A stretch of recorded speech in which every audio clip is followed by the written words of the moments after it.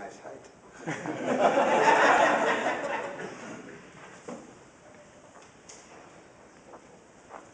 I will read from chapter 1 also.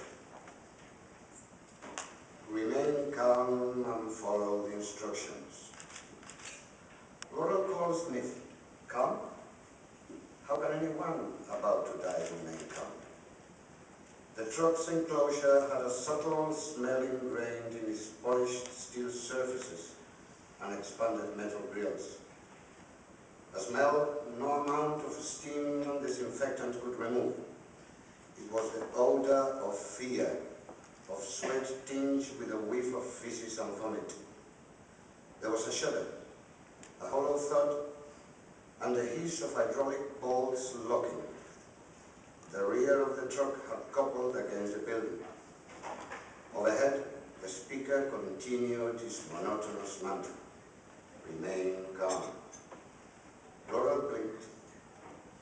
Although it was outside her field of vision, she knew every step to dock the vehicle against the admissions entrance of the prison complex. Shepard had explained the procedure more than once and with a matter-of-fact tone of first-hand experience. Do people scream? In retrospect, it had been a foolish question, but Laurel had asked her trainer, the man she knew only as Shepard anyway. He didn't know, but offered a warning instead. Whoever opens his or her mouth before they're told to, or departs from instructions in any way, risks another year. Another year? In for a penny? No. Laurel checked the thought. Once you're dead, it shouldn't matter for how long. Elastic time, darkness, and nothingness. But it did. How long you were dead was important. And the thought of an extra minute would be enough to drive anyone insane. Will I dream? Another stupid question. She pushed the tips of her fingers through the wire mesh fronting her cage and narrowed her eyes as a panel behind the truck inched upward, blinding light pouring through the winding gap at its base. Stand away from the doors. Laurel disentangled her fingers and pressed her back against the side of the cage. It wasn't a question of stepping back, but simply leaning. Her enclosure, 2 feet wide and 18 inches deep, didn't have enough space for a step. 24 enclosures to a truck. 24 new inmates on their way to hell. A blue-white glare lit the truck's interior. Tiny stars shone on the wire grill, perhaps a few specks of dust. The light must be UV heavy.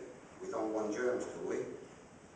In the pen across from her own, Laurel peered at a bright orange shape. It was an old man. His shaven head glistened under the glare, cold sweat.